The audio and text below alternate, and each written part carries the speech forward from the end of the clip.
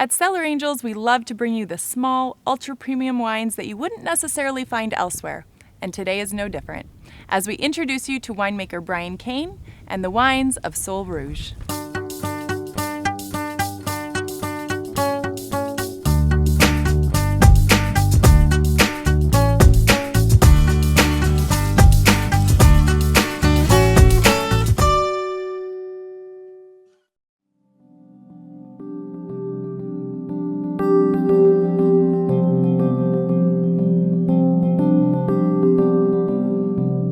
Thank you for having us here today. So tell us a little bit about your estate property and how many acres you have here. Well, this is Cellar Rouge Vineyard, and got its name from its rich red soil that we have. We have 70 acres overall. We were able to get a permit to clear 35 acres, which will eventually put us at about 25 planted acres. Okay. Yeah, it's quite dramatic red soil. Tell me, what does that stem from? Well, as some people may know, the Mayacamas Mountains, which form Napa and up here Lake County, were part of a volcanic activity that happened about 10,000 years ago. And the cap is actually Mount Konocti, which we're on, and the lake, Clear Lake, is the cap of the volcano. So we get about as close to the volcano's center as anybody. Yeah, you're about as close to a volcano as you can get. Now, luckily, it's very, very dormant here, and we don't have the issues that other places like Seattle and that may have in the future. This is a dormant volcano. We still get the geysers in Geyserville through the Mayacamas Mountains, and we're at the very northern edge of the Mayacamas Mountains here at Cellar Rouge. So tell me about your vineyards, because they're very unique in how they are laid out. Yes, there aren't many vineyards like this in California.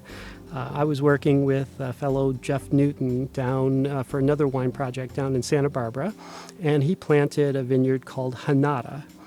Some people might know that because it's the owner of Screaming Eagle, has that vineyard. And he did something very different. He took a philosophy from France called small vine farming, where you plant your vines much closer together and you don't produce any more fruit. What happens is each vine focuses on fewer clusters.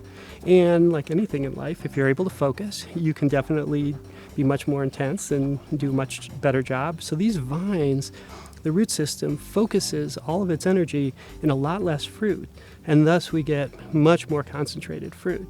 And so now your wines have received some very high accolades. We've been very fortunate, high. Yes. Tell me a little bit about those. Well, we've been very fortunate to get some great accolades and some great mentions from people like Jeb Dunnick of Wine Advocate, and also from Wine Enthusiast, where we got a 94-point rating on the Gypsy Rouge recently, which is actually the highest rating that any Lake County wine has ever gotten. And so in terms of your production, it's all very small. Correct.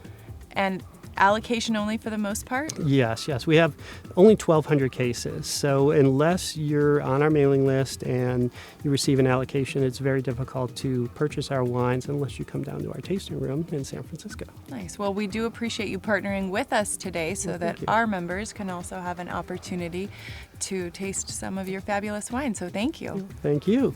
It was a beautiful day to spend with Bryan, and his passion for wine is contagious. Be sure to add these allocation-only Cellar Rouge wines to your collection, and thank you for your support.